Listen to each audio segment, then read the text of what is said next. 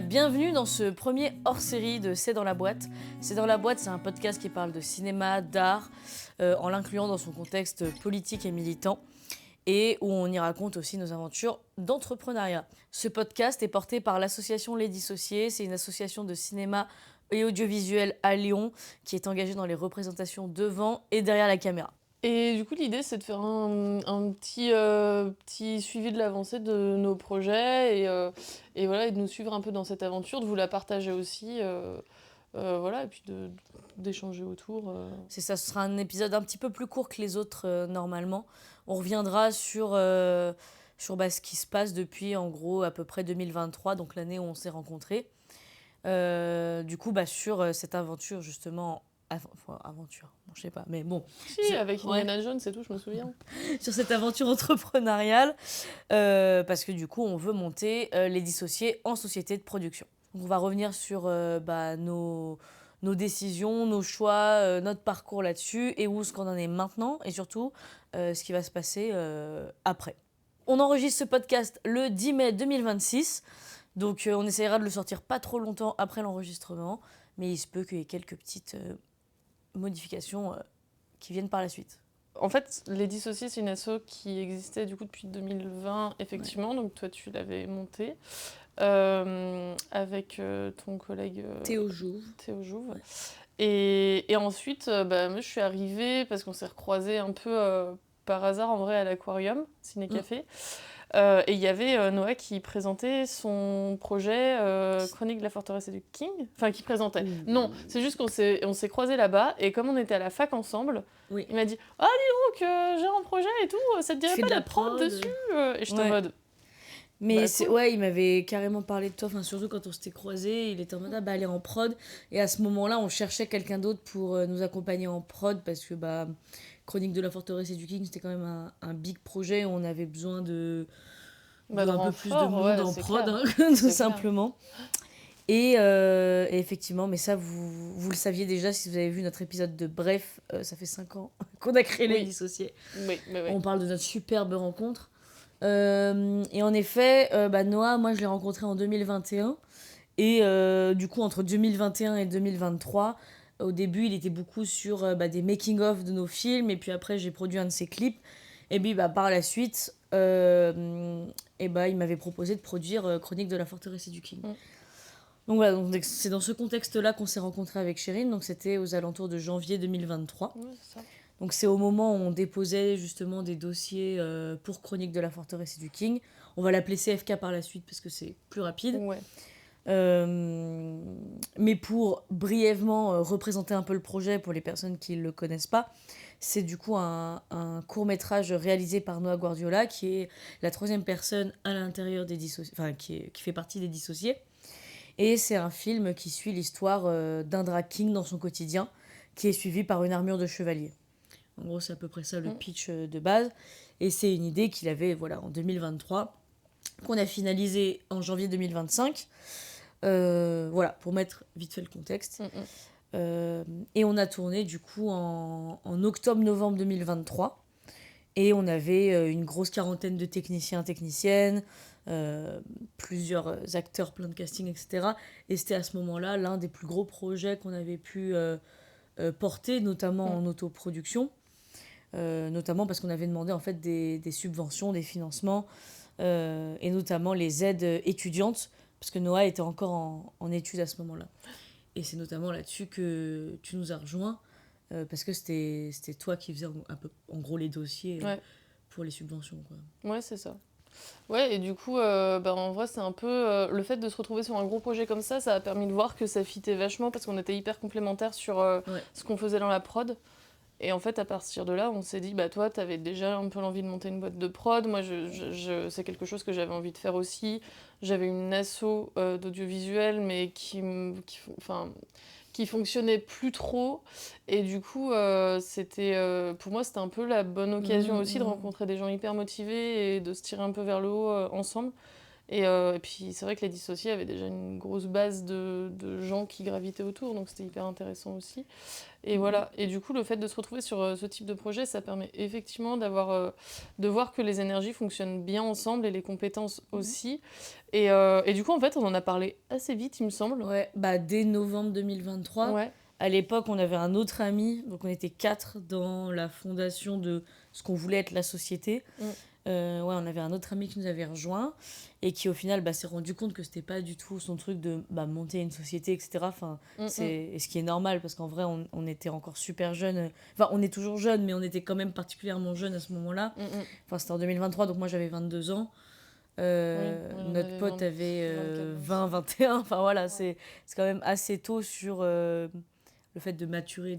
Oui, et puis d'entrer dans la vie active et de se lancer direct dans ce genre de choses. C'est ça, il venait de finir ses études, Noah était en fin d'études aussi. Moi j'avais fini mes études l'année d'avant. Ouais, moi c'est pareil, j'avais fini mes études l'année même.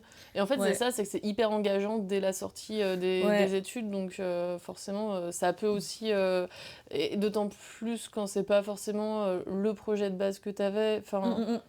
C'est sûr qu'en fait, surtout au début, et notamment en 2023, je pense que j'avais encore beaucoup ce... Enfin, c'est pas une mainmise, mais c'est... En tout cas, non, t'avais un statut de leadership. Sur en tout cas les dissociés, parce que notamment parce que je l'avais cofondé. Et que du coup, Noah, lui, il est arrivé par la suite, que toi, tu venais d'arriver, etc. Donc il y avait ce truc où c'était encore mon projet. Et justement, le but, c'était de réussir à en faire notre projet. On dirait Macron. C'est notre projet. Mais en tout cas, d'en faire un projet commun, pour pas que ce soit juste les dissociés Maëva, quoi. Parce que sinon, autant que je le monte toute seule. Oui, mais c'était pas entreprise, tu t'en mettras moins. Mais c'était pas la volonté que j'avais en tout cas à ce moment-là. Moi, je voulais vraiment que ce soit un projet collectif. Et surtout parce que je pense que je fonctionne vraiment mieux en groupe. Parce que je trouve que déjà, quand t'es à plusieurs, il y a ce truc de t'as des idées beaucoup plus variées. Et je pense que c'est assez important d'avoir en fait des regards extérieurs, mais qui sont quand même dans ta vision. Et c'est aussi là-dessus qu'on s'est pas mal matchés toutes les deux, notamment en prod. Puis je trouve que ça enfin, à mes yeux, et j'entends que des gens fassent pas mes yeux, la ville. MDR, la banlieue lyonnaise. Ouais, ça. On n'est pas obligé de tout garder. Mais oui, mais je trouve ça plus intéressant et ça fait plus sens pour moi, en tout cas, de porter un projet qui sert aussi à d'autres. Parce qu'il y a une sorte d'enrichissement global de nos manières de faire, de nos manières d'être aussi. Et du coup, c'est plus intéressant. Alors, tu es peut-être plus efficace seul en termes de vitesse, parce que du coup, tu prends tes décisions, tu fais tout toi-même et basta. Et entre guillemets, tu dépends beaucoup moins des autres. Mais à la fois, c'est moins intéressant. Donc, on aurait pu monter nos auto-entreprises dans nos coins. C'est sûr. Mais je me rends compte aussi que par la force des choses, on s'est quand même recentré aussi un peu sur nous. Au début, du coup, on était 4. Puis en fait, on est repassé à 3.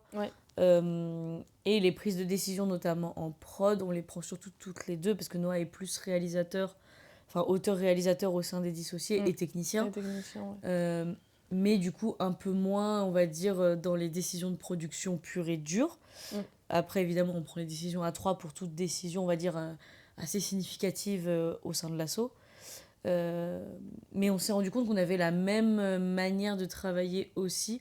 Même si on est super différentes, je dirais que toi, tu es beaucoup plus sur le côté vraiment administratif, budgétisation, le côté très carré, tu vois, d'avoir un suivi. C'est ça. Et toi, tu as plus l'aspect peut-être humain et pas que t'es global. Un robot, mais... mais ouais, je dirais ça.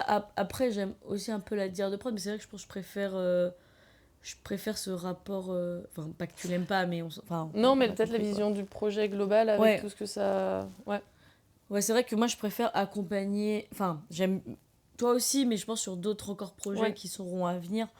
Mais en tout cas, sur les projets qu'on a pu faire ensemble, c'était plus dans ce sens-là. Oui. De toute façon, je pense qu'on va y venir parce que c'est un peu aussi, justement, la suite des dissociés se dessine aussi par ce prisme-là. On a eu toutes ces discussions-là entre novembre et décembre 2023. et voire janvier, Mm. etc. Et on a pris pas mal de café après en 2024, globalement. On s'est beaucoup vus entre nous pour déterminer ce qu'on voulait faire à l'avenir et comment en fait construire aussi un modèle économique autour de ça. C'était un peu ça Ouais. le premier défi globalement. Ouais, je pense qu'il y avait deux grands défis au début. Ouais. C'était les statuts, parce que du coup, on voulait que ce soit des statuts d'entreprise du coup, qui régissent l'entreprise de manière quand même éthique Ouais. et qui nous correspondent d'une part, mais en ayant un modèle économique viable en fait. Du coup, les deux ensemble, on était là. Ah, c'était compliqué. En fait, on voulait se mettre en scope assez vite. Donc, scope, c'est les sociétés coopératives, je sais plus quoi, mais en gros, où il y a un fonctionnement interne en démocratie. Sauf qu'en fait, il y a pas mal de contraintes qui sont bien, mais qui en fait, étaient trop éloignées de ce que nous, on pouvait faire. Comme, par exemple, le fait de pouvoir payer un temps plein dès la fin de ta première année d'exercice. Nous, on pouvait pas faire ça, en fait, vu notre activité. Et comme ce qu'on a dit tout à l'heure, c'est qu'on sortait tous d'école. Donc en fait, on cherchait tous à gagner de l'argent globalement. Oui, ouais. Donc en fait, on avait un peu ce dilemme de soit on se met à 100% dans les dissociés, soit on le fait un peu quand on a le temps. Et je dirais qu'en 2024, c'est un peu ce qu'on a fait, c'est un peu quand on a le temps. Moi, c'est l'année aussi où je voulais faire mon intermittence. Donc, ça variait de ouf. Il y a des fois où j'étais plus dispo pendant 2 mois. Et après, j'étais épuisée. Il y a des fois où je faisais des tournages, du coup, d'une semaine. Mais après, pendant 2 semaines, j'étais tellement fatiguée de ce tournage-là, etc., qu'on pouvait pas. Toi, t'étais pas mal entre Paris et Lyon à ce moment-là, non? T'étais pas dans ton alternance? Non, ça c'était 2023. Ok. Et du coup, c'était vraiment sur la fin, sur le début de nos discussions de projet, etc. Mais 2024, c'est plus que j'ai commencé mon boulot. Du coup, je bosse à la fac. Et du coup, c'était un peu un nouveau rythme, machin. Et c'était un peu. C'est du temps plein. C'est du 37 heures, ouais, c'est du temps plus que plein. Bien trop plein. Vraiment. Mais du coup, c'était tout un nouveau rythme à avoir. Et en plus, forcément, l'intermittence, c'est quand même un rythme assez spécifique qui du coup est pas forcément calqué sur du salariat un peu plus classique, on va dire, avec des horaires de bureau et tout. Et du coup, c'était très variable, comme tu dis, les périodes où on arrivait à se voir. Surtout que cette année-là, on essayait de prendre les décisions à 4. Ouais. Donc du coup, en fait, fallait qu'on soit tous les 4 dispo au même moment. Entre-temps, Noah, je sais plus ce qu'il faisait. Il avait son auto-entreprise déjà. Il était en auto-entreprise et il faisait des prestats, des choses comme ça. Il commençait le drag. Donc en fait, c'était tout aussi un rythme, je pense, très différent. Et puis l'année 2024, ça a été toute l'année de la post-production de CFK, où ça a été une post-production, on va dire, qui n'était pas sans embûches. Donc qui a été aussi très prenant... je vais dire énergétiquement, c'est pas énergétiquement, mais en tout cas au niveau de l'énergie et après de l'espace disponible en fait pour monter une entreprise. Mi-2024, du coup notre ami est parti de l'entreprise des dissociés. Du coup on n'était plus que tous les trois avec Noah et toi. Et pendant un petit moment, on a aussi navigué toutes les deux, surtout parce qu'on ne savait pas forcément si, à ce moment-là, si Noah voulait continuer vraiment au sein de l'entreprise, en tant qu'associé, etc. Oui, et pas en tant que technicien ou réel, parce que ça, on savait. C'est ça. Mais c'est une question qui se pose encore maintenant, et on y reviendra, etc. Peut-être un petit peu en fait, après, c'est ça. C'est surtout sur des embûches juridiques, etc., où on a eu un gros moment de flou sur ce qu'on avait le droit de faire, ce qu'on n'avait pas le droit de faire. Il y a des réponses qu'on n'a toujours pas trouvées alors qu'on contacte plein de gens, j'ai l'impression. En fait, on prenait plein de cafés avec des gens, avec plein de types de métiers différents, avec des comptables, avec des gens dans l'admin, avec d'autres producteurs, productrices, avec des gens chargés de projets, etc. Avec aussi le pôle Pixel, à ce moment-là, on avait eu juste un rendez-vous individuel, etc. Ouais, puis on essayait de s'intéresser aussi à l'ESS parce que ça faisait sens pour nous. En fait, c'était vraiment l'économie sociale et solidaire. Oui. Et du coup, c'était un gros moment de prendre plein d'informations qui étaient en plus pas forcément raccord entre elles parce qu'il y a des choses qui dépendent plus de la prod, qui sont très spécifiques à la prod, d'autres qui en plus uniquement, on va dire, peut-être dans le cadre de l'ESS, sur plein d'autres aspects et tout. Et du coup, c'était très intense et à la fois, ça nous perdait un peu, j'ai l'impression. Ouais, je pense qu'on était perdus dans une sorte de flou de « Ok, qu'est-ce qu'on doit faire pour monter cette entreprise ?»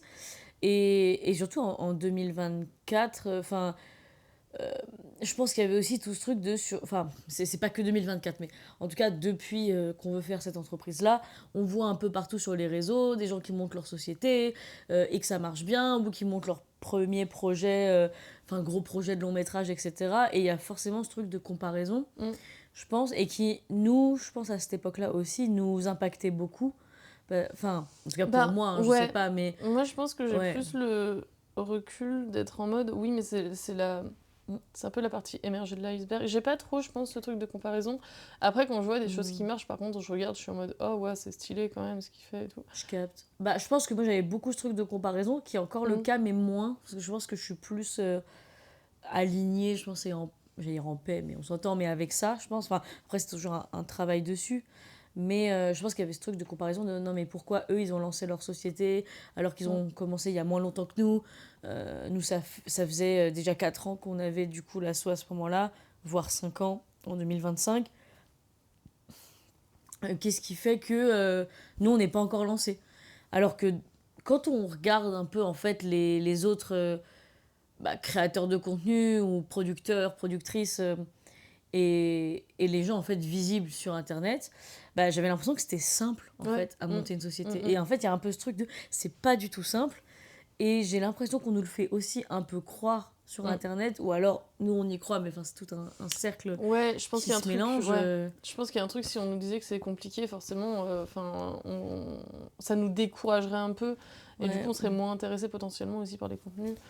Et Enfin, c'est surtout que je pense que les contenus que moi je voyais beaucoup sur les réseaux, ça se rapprochait aussi un peu du développement personnel mm. et de l'entrepreneuriat, et qui est quand même plus orienté, on va dire, à droite.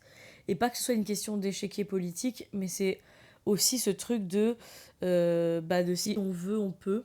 Ouais. Et qui, je pense, même si on sait que factuellement, c'est pas forcément ça, parce qu'il y a plein d'autres enfin, plein d'autres facteurs qui rentrent en jeu, et ben il y a ce truc de non, mais si eux ils ont pu le faire et qu'ils montrent qu'ils ont réussi, bon bah nous il suffit d'activer les bons mécanismes, il faut faire le bon process, machin, etc. Et après, bah, derrière, il y a un peu le contre-coup de si tu n'y arrives pas, en fait, c'est que tu le fais mal et que c'est un peu de ta faute.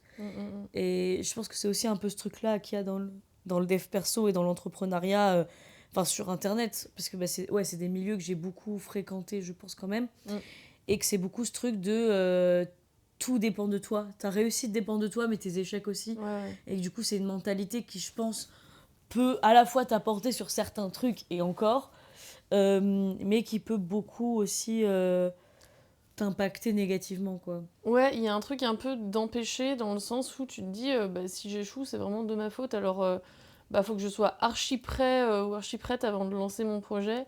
Et du coup, là, est-ce que j'ai fait tout ce qu'il fallait? Est-ce que je suis arrivée au bout des réflexions, etc.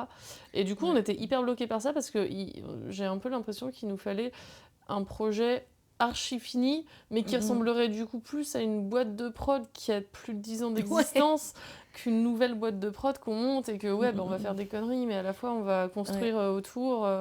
Mais j'ai l'impression que ça répond aussi à l'épisode sur la légitimité qu'on a fait, bon, qui sort peut-être après celui-là, mais vous l'écouterez du coup.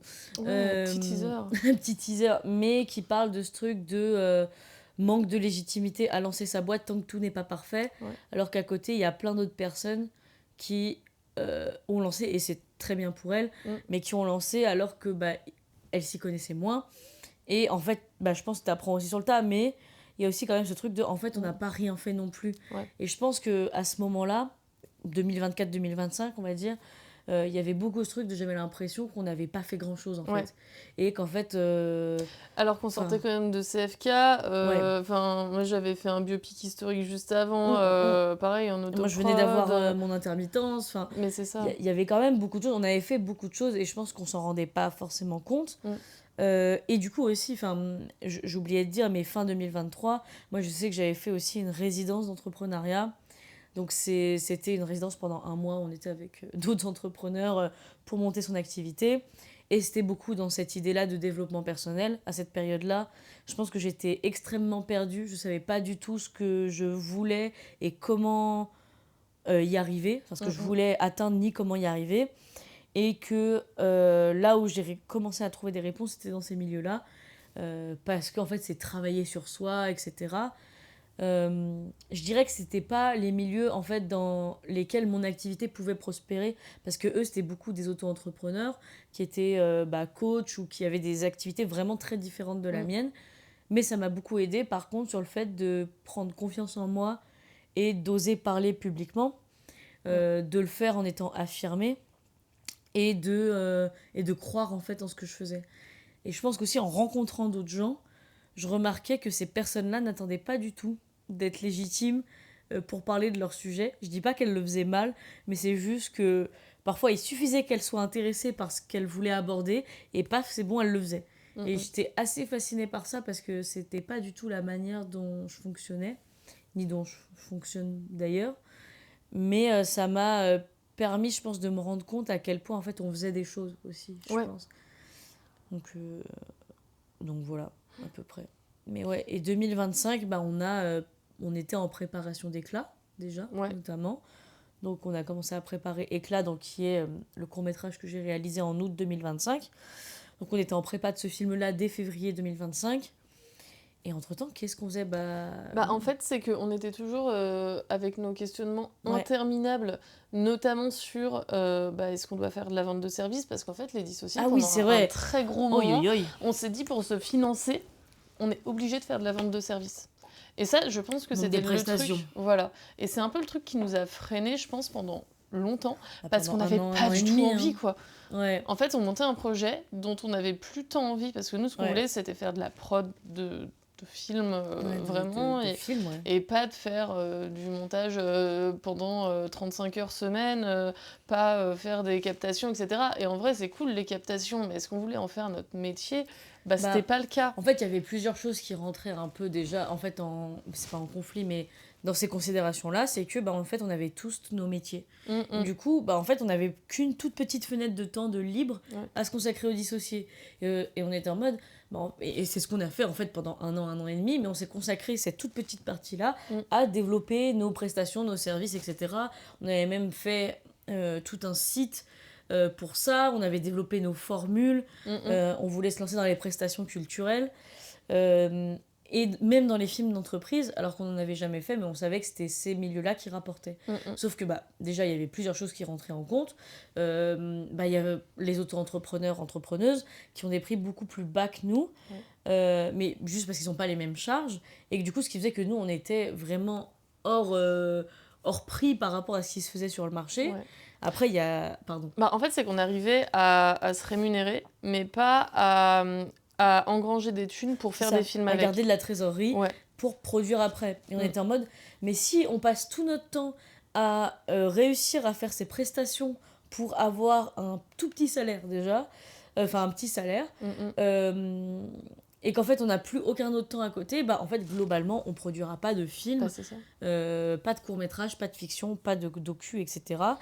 Et donc en fait l'essence même et le principe même de ce qu'on voulait faire avec les dissociés n'avait plus aucun sens. Mais on a passé vraiment beaucoup de temps à développer ces formules en vrai. Ah ouais. Moi, je crois qu'on en parlait déjà en 2024. Hein. Ouais. À l'époque où on était encore 4, on parlait déjà de ces formules-là, et on les avait toutes construites ensemble et tout. On avait fait des formules, on avait fait des prix, on se basait sur à peu près les prix du marché, etc. Et en fait, il y avait tout ce truc de... Et aussi, en dehors du fait que les auto-entrepreneurs sont moins chers que nous pour le client, il y avait aussi ce truc de que le marché est saturé de ouf dans la prestation vidéo. Tout le monde, en fait... Enfin, tout le monde... Enfin, beaucoup de gens sont vidéastes et monteurs. Et n'étant pas spécialiste de ces métiers-là, en fait, on était en mode... On va du coup même se mettre dans un milieu qui n'est pas notre spécialité. Qu'on n'aime pas spécialement. Qu'on n'aime pas particulièrement pour faire une finalité qui nous plaît pas. Bon, ça a été... Enfin, on vous fait une conclusion assez rapide là, et ça paraît effectivement lunaire de se mettre à fond là-dedans, mais c'était aussi le seul modèle économique qu'on connaissait pour des sociétés de production. À Lyon, il n'y a pas 10 milliards de sociétés de production de fiction, et les modèles qu'on avait pu observer, et quand on a échangé aussi avec ces personnes-là, c'est qu'ils avaient souvent 2 boîtes, où il y en avait une qui faisait de la presta, et cette boîte-là permettait de financer les projets du coup de la société de fiction. Sauf qu'en fait, ces personnes-là étaient déjà en fait assez spécialisés. Enfin, ils étaient Ouais. techniciens, monteurs, ils savaient faire des VFX, Puis etc. ça faisait des Oui, années, ils sont implantés c'était depuis quoi? C'était super une longtemps. dizaine d'années, Ouais, plus d'une 10-15 dizaine ans. d'années qu'ils faisaient ça et que c'était très récent la boîte de fiction en réalité. Ouais, bah Et en tout surtout le cas que développement de cette boîte de fiction. Donc, Et du coup, enfin nous on était en mode ça veut dire qu'on pourra pas produire d'ici 10-15 c'est ans. ça.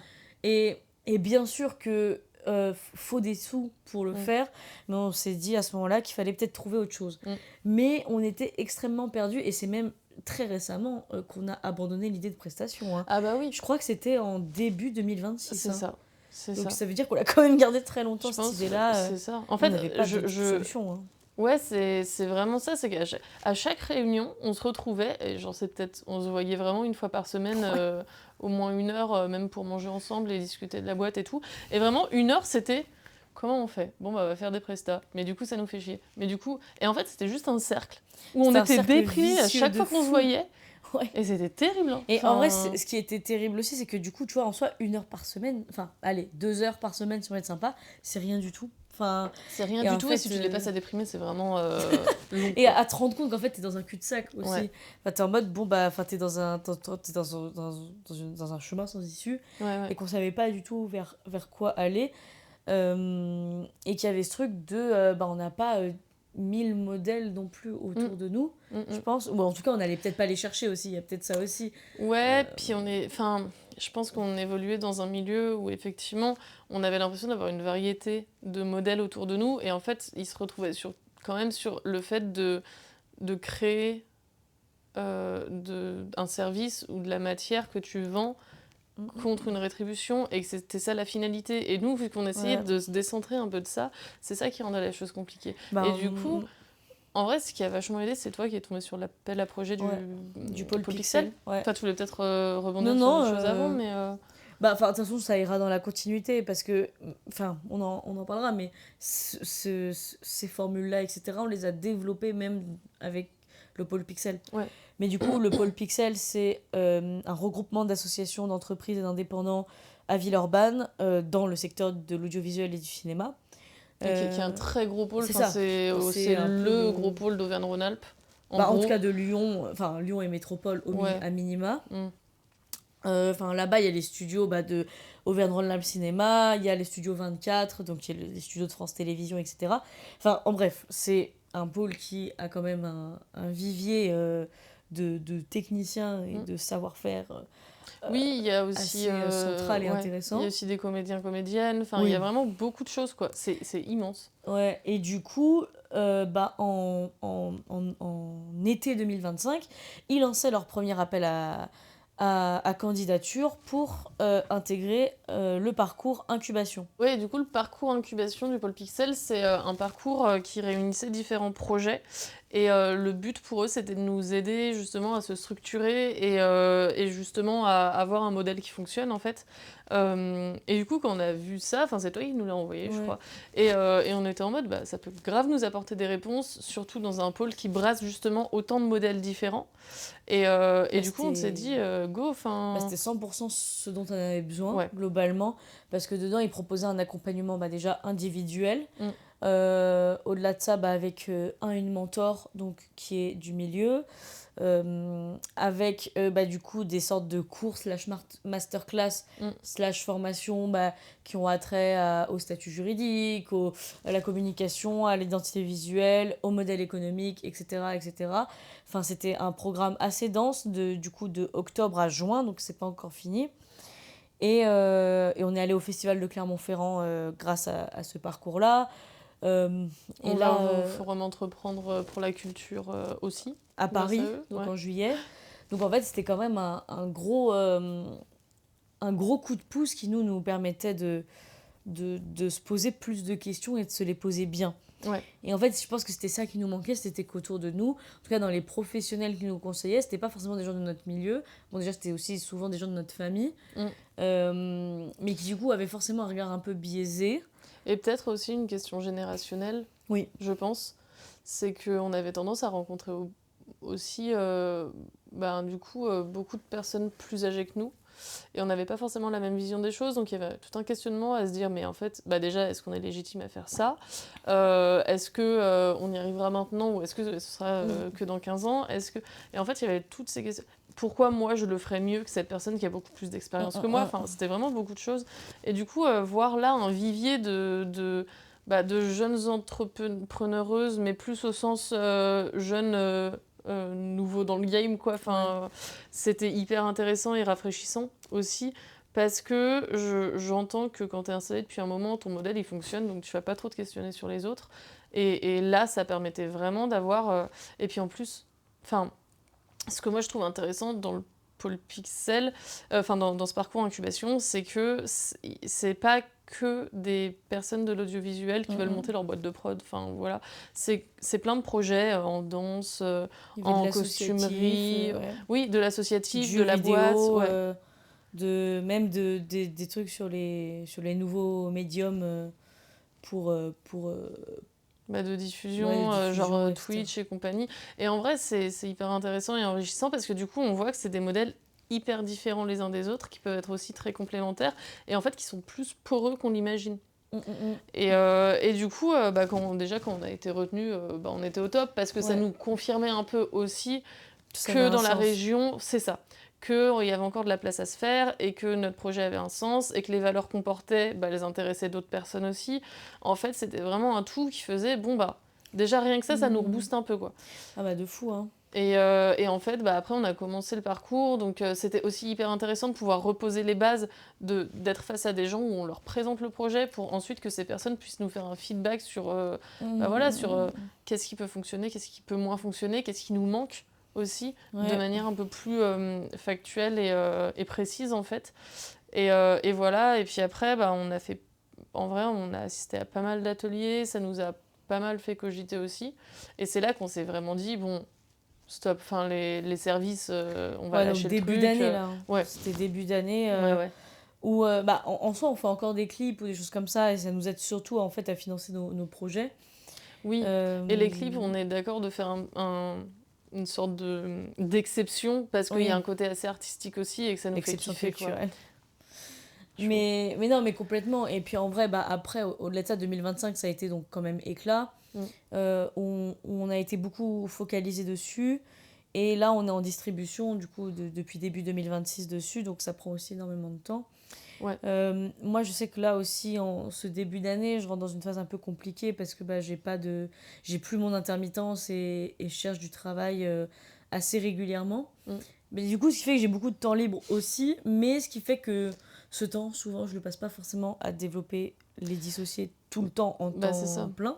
C'est ça, c'est que oui, t'as du temps. Travail, en fait. Ouais, voilà, c'est que t'as du temps, mais t'as pas un espace mental nécessaire, utile. Et du coup, et c'est oui, tout à fait. Et en même temps, du coup, c'est pour ça qu'on cherche en fait un modèle économique qui permettrait d'allier l'ensemble. Parce que j'ai quand même trouvé quelques petites missions à droite à gauche, mais du coup, c'est plus de l'intermittence. Ça reste dans le secteur de l'audiovisuel, etc. Comme des ateliers ou des choses comme ça, enfin des ateliers cinéma et tout. Mais c'est vrai que c'est difficile en fait à trouver cet équilibre, je pense. Et du coup, en 2026, enfin cela en mars, on a eu pendant une semaine de formation sur le modèle économique, donc dans le cadre du parcours incubation du pôle Pixel. Et c'est là où en fait on a tout remis en question, et c'est là aussi on s'est décidé en fait à arrêter la prestation et à choisir un nouveau modèle économique. Et en fait l'idée qu'on nous a soumise, et que en fait on s'est aussi un peu réappropriée et qu'on va mettre en place là avec les mois qui arrivent, c'est donc de faire une distinction entre association et société de production. Et avec cette association-là, on va essayer de porter un projet différent. Ouais. En fait, l'idée de cette association, c'est vraiment d'arriver sur la phase qui est peut-être plus compliquée à financer en général, c'est toute la phase de pré-production, on va dire. Et en fait, l'idée, c'est de pouvoir accompagner des jeunes auteuristes, en fait, alors jeunes encore une fois au sens nouveaux et nouvelles arrivantes, et du coup de porter ces personnes, de les accompagner pour développer un scénario qu'elles ont déjà, et en fait de les amener vers la phase de production.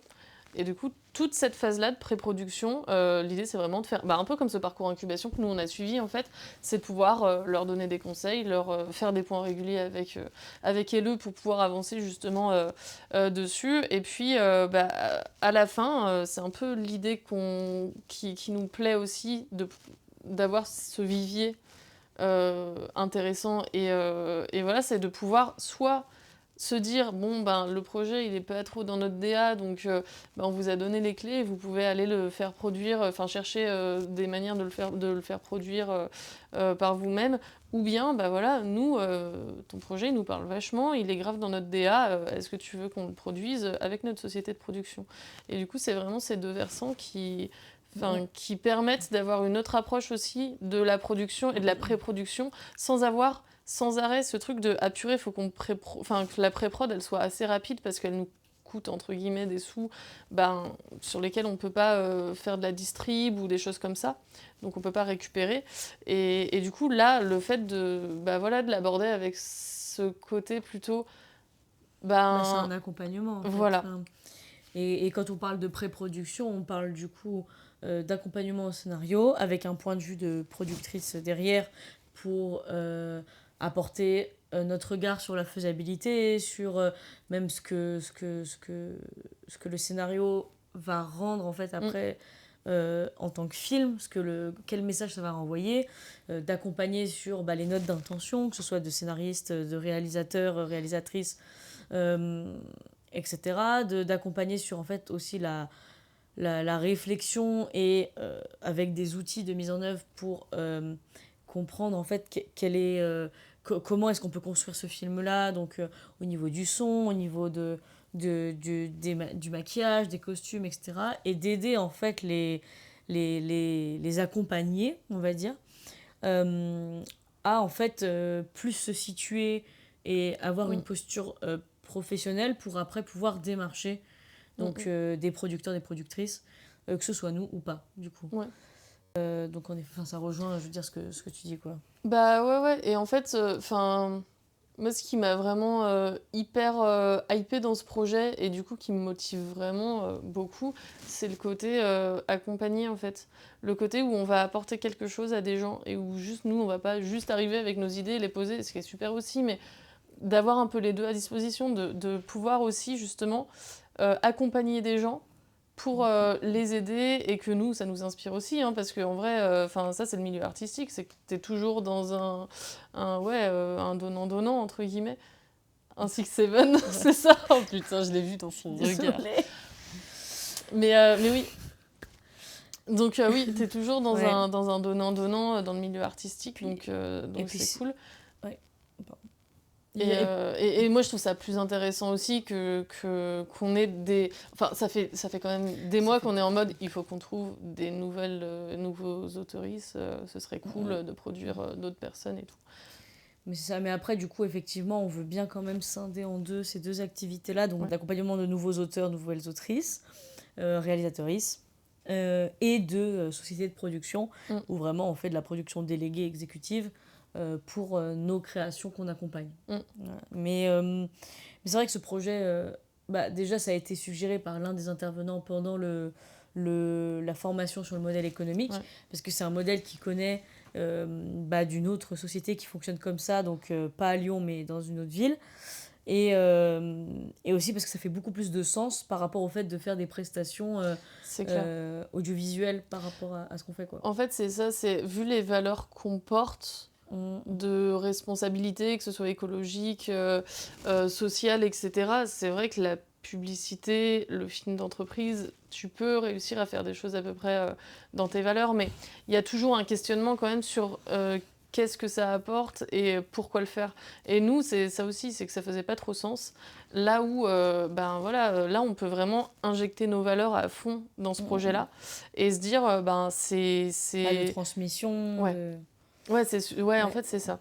C'est transmission et puis, d'avoir quand même un regard artistique, derrière qu'on peut aussi, apporter en cas de besoin. Enfin, c'est vraiment un truc hyper complémentaire et un truc, pareil qu'on a vraiment beaucoup envie de développer via cette association, c'est les collaborations. Alors, déjà sur le territoire Auvergne-Rhône-Alpes, en France et même en fait au-delà.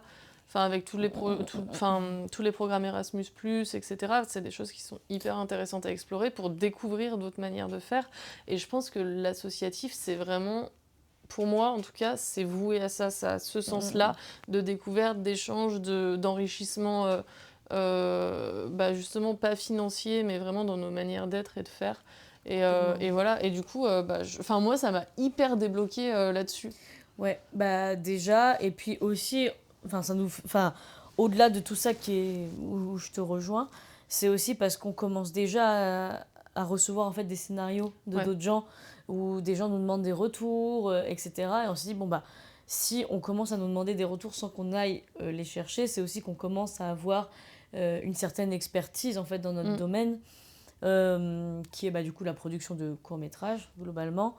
Et que du coup ça fait complètement sens en fait de créer cet accompagnement-là. D'autant Voilà. plus que quand on les reçoit, ces scénarios, il y a des fois où ça tombe bien, c'est dans un moment un peu creux, enfin, on a le temps de faire un retour dessus, mais il y a aussi des moments où on est juste en mode, mais en fait, on n'a pas le temps de faire un retour alors qu'on kifferait le faire, parce que nous, Et ça nous tient parfois à cœur. on peut pas, des fois on peut pas en faire, Ouais. malheureusement. Mais du coup là ce serait dans un cadre où ce serait notre activité. Donc en fait il y a aussi cette reconnaissance-là du travail, que tout travail mérite salaire sur ça, etc. Et du coup, voilà. Et du coup, ça, c'est quand même encore en construction sous plein d'aspects, notamment sur le fait d'avoir un budget prévisionnel sur ce que ça coûterait, le fait de faire un programme aussi assez détaillé pour ça, et le fait d'aller rechercher des financements. Parce qu'on aimerait que ces ateliers-là ou cet accompagnement-là, en fait, coûtent le moins cher possible aux personnes qui en bénéficient, parce que ça fait plus de sens pour nous si c'est accessible en fait comme atelier. Ça rentre dans notre notion C'est pas un atelier, d'inclusivité, en fait. Notre notion Ouais. d'inclusivité qui dit que faire du cinéma, c'est pas accessible uniquement aux personnes qui en ont les moyens, quoi. C'est ça, mais il y a aussi du coup derrière la réalité aussi économique qu'il faut qu'on puisse se payer, qu'il faut qu'on puisse payer nos factures. Donc en fait il y a tout cet ensemble-là qu'il faut encore qu'on règle entre guillemets, et que du coup cette scission-là entre l'association et la société de production, elle commence à vraiment bien se faire sentir, où on commence en fait aussi à prendre nos marques et à comprendre aussi ce vers quoi on veut aller. Chirine, elle serait plus en charge / responsable donc de la partie associative, ou en tout cas sur le fait de créer en fait cet accompagnement. sur cet accompagnement-là, etc. Et moi, ce serait plus sur la partie société de production, sur la prod déléguée sur les créations originales qu'on accompagne, quoi. Du coup, en fait, ce qui est hyper intéressant aussi du fait d'avoir ces deux entités qui se complètent, c'est aussi que ça permet de pas complètement lâcher la pré-prod pour la personne qui est plutôt sur la boîte de prod et la prod pour la personne qui est sur la boîte, sur l'association, parce que du coup, ça va être pour eux et genre, tu viendras faire C'est vrai que j'aime ce mot aujourd'hui. Ouais. Mais c'est que du coup, potentiellement, toi, tu vas venir faire des interventions. Moi, je pourrais être aussi sur la prod. Évidemment. Et du coup, c'est ça qui est intéressant parce que moi, juste faire de la pré-prod, je trouve ça très cool. Et accompagner des gens là-dedans, je trouve ça super. Genre, sincèrement, ça m'anime vraiment. Mais je pense que la prod me manquerait. Oui, mais pareil, hein. Ouais. Ouais. Oui, la préparation de projet, c'est quand même hyper intéressant et enrichissant. Et du coup, oui, en fait, avoir ces deux idées, ça permet vraiment de créer une dynamique vertueuse, quoi. Complètement. Mais c'est vrai que moi, je l'appellerais pas forcément pré-prod, tu vois, ce qu'on proposerait avec l'asso, plutôt vraiment un accompagnement. Ouais. En mode, je capte ce que tu veux dire, et c'est peut-être un peu le langage que nous, on utilise quand on en parle. Ouais, c'est vrai. Mais oui, c'est un accompagnement à la limite sur la pré-prod, mais c'est pas la pré-prod. On capte. Parce qu'on va pas chercher des lieux, on va pas, tu vois. Mais ouais, c'est grave cool. C'est intéressant de fou. Et en vrai, ce qui va être cool aussi, c'est de le construire petit à petit. Ouais. On va essayer de faire des hors-séries, pas régulièrement, parce qu'on n'aura pas non plus des news à dire tout le temps, mais peut-être 1 à 2 fois par an. Je me dis que ça peut être intéressant pour pour raconter en fait les news qui se sont passées Grave. récemment. Donc comme ça, vous pourrez voir aussi l'évolution petit à petit en fait de comment monter une société sans... Ouais, peut-être qu'on fera des points plus techniques aussi, qu'on sera un peu au cœur du sujet, même si on veut faire un petit épisode sur le budget, sur les statuts et tout, ça peut être hyper On intéressant. fera des vidéos YouTube. Grave. Bon, ce sera un podcast, quoi, mais... Oui, je pense qu'en podcast, c'est Je pense que ce sera faisable. via le format podcast comme ce qu'on fait là, mais peut-être qu'on jouera un peu plus avec la caméra que ce qu'on fait là, quoi. Ouais, et en vrai, ça peut même être intéressant d'avoir justement des personnes un peu plus spécialisées sur les différents statuts, enfin sur les différents modèles et tout, c'est intéressant. Grave. Ça. Mais oui, voilà. Donc oui, faire des points réguliers, ça va être cool. Mais voilà, c'est à peu près tout pour ces petites news.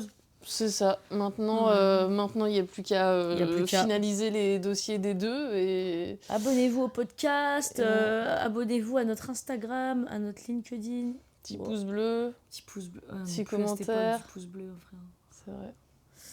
Voilà, allez, mettez 5 étoiles sur votre plateforme préférée. Ah ouais, sur Dailymotion. Comment est-ce qu'on conclut en vrai? En vrai, n'hésitez pas à nous suivre.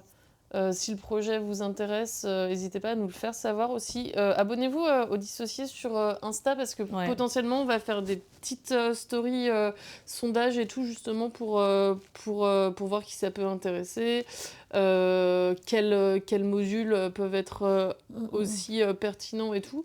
Donc n'hésitez pas, et même juste pour suivre le projet parce que du coup ça veut dire qu'on va avoir aussi... beaucoup de créatrices qu'on va pouvoir mettre en avant et tout, et du coup voilà, enfin vraiment c'est vrai que c'est le mood. Bah ouais, je sais plus ce que je voulais dire. Bon, je sais plus, bref, tu couperas ça. Elle sait plus ce qu'elle voulait dire. Merci pour votre écoute. Des bisous.